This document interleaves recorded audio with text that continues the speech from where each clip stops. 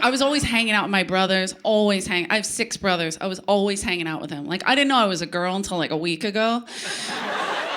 Mostly because I'm still waiting to develop. But anyway, I'm wearing 3 bras for you people right now, okay? It's like chicken cutlet in here, all kinds of stuff. It's like build a boob for me when I leave the house. It's embarrassing. So embarrassing. But I was so excited. Like, I was at my doctor's a couple weeks ago and she said to me, you know, you should get a breast exam. I'm like, really? If I had a lump, don't you think I'd notice? You know what I mean? But I did it because, ladies, we have to do it, right? Early detection. We have to do this. It's a horrible thing. Thank you. Yeah. But thank God we have what we have. And so I was an adult and I went in there. If you don't know what it is, Sarah, you can Google it late at night. I don't know what you're into, you know. But it's like, if you don't know what we have to do, you have to put the boob in the metal, and then the metal slaps down and squishes.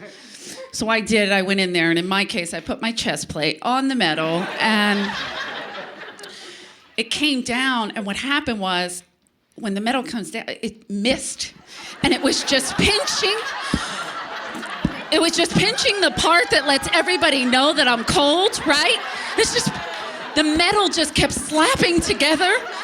It just sounded like I needed new brakes. Nothing was happening. I was crying. I was like, oh my God. And I couldn't get out. And then finally, the nurse came in and she was like, sir, you don't.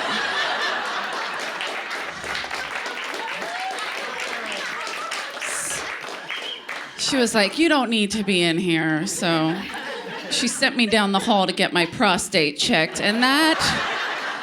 It was a little uncomfortable, but I enjoyed it because I'm Catholic. My parents split up when I was like 9 years old. And I stayed very close with my dad. And people were like, oh my God, you stayed close with your father. And he left your mom with 10 kids. I'm like, look, let me tell you something. We grew up in a South Philly row home, okay? When he left, I was like, this is great. We needed the room. When he left, I got the whole drawer. I go, this is great. And so I had to work for him. I worked for him at his typewriter store. Yeah, hear the quiet.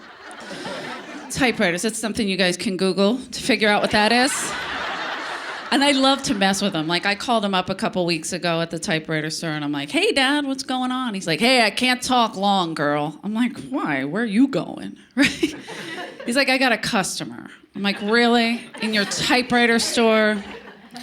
If you don't want to talk to me, you just tell me, okay? Because there's no way you have a customer in your typewriter store circa 2012, okay? Then he put the guy on the phone. The guy was like, hello? And I was like, holy shit, Dad, you better hurry up and change this guy's ribbon. He's got a telegram to get out pronto. He's crazy, my dad. He's also a Marine who fought in the Korean War, right? He still wears his dog tags because he thinks his platoon is still fighting. Anyway, he's so great, right? And he's, ever since 9/11, the typewriter store has turned into a tree house for him and all his old war buddies, right? And they just sit around and talk about the different wars they were in. My dad's always like, ever since 9/11, he's like, they don't want me in that war, girl. I'll get over there. I'm like, Dad, you just sneezed and pissed your pants. I don't think we're gonna need you on this tour, tough guy.